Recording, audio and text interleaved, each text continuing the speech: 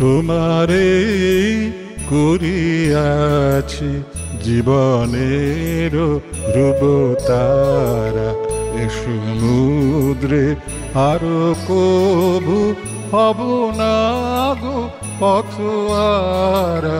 তোমার নমস্কার দর্শক বন্ধুগণকে জানাই আমার সশ্রদ্ধ প্রণাম। বাকচক্র আয়োজিত এবং প্রাণারাম ইউটিউব চ্যানেলে সম্প্রচারিত প্রখ্যাত সাংবাদিক এবং বিবেকানন্দ গবেষক শ্রী তরুণ গোস্বামী প্রদত্ত সাপ্তাহিক ধারাবাহিক বক্তৃতামালা বিবেকানন্দ ঘরে ঘরে যদি দেখে থাকেন তাহলে আমাকেও নিশ্চয়ই দেখে থাকবেন। হ্যাঁ, আমার নাম সুজিত চন্দ্র বন্দ্যোপাধ্যায়। বাকচক্রের আহ্বায়ক হিসেবে বিবেকানন্দ ঘরে ঘরে অনুষ্ঠানটির সঞ্চালনা করে চলেছি নিরবিচ্ছিন্নভাবে গত প্রায় 222 সপ্তাহ ধরে।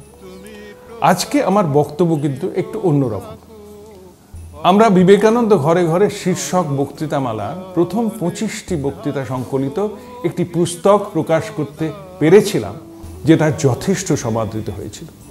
বলাই বাহুল্য প্রভূত দর্শকবৃন্দ তথা বিভিন্ন শিক্ষা প্রতিষ্ঠান, লাইব্রেরি, হাসপাতালের অসুস্থ রোগীদের উৎসাহ বর্ধন করতে ব্যবহৃত এই পুস্তকটির চাহিদা পূরণ করতে আমাদের পুনর্মুদ্রণ করতে হয়েছিল, যা আজ প্রায় নিঃশেষিত।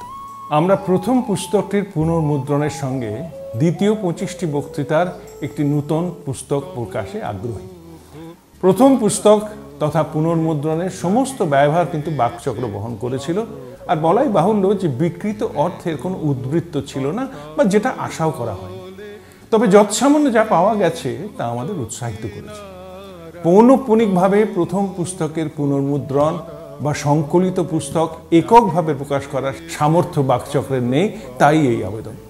উৎসাহী দর্শক তথা পাঠকবৃন্দের প্রতি আমাদের একান্ত অনুরোধ যে যদি কোনো সহৃদয় স্বামীজি অনুরাগী এককভাবে অথবা একটি গোষ্ঠীর মাধ্যমে অথবা কোনো বিদ্যালয়, কলেজ বা লাইব্রেরির মাধ্যমে এই ব্রতে উদ্যোগ নিতে আগ্রহী থাকেন, তাহলে আমাদের সঙ্গে এই ফোন নাম্বারে যোগাযোগ করুন।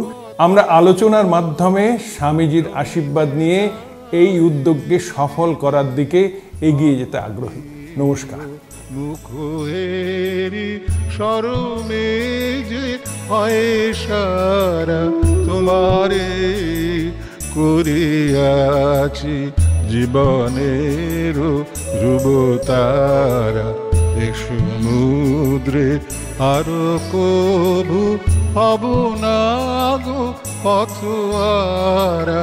তোমারে করিয়াছি জীবনের ধ্রুবতারা।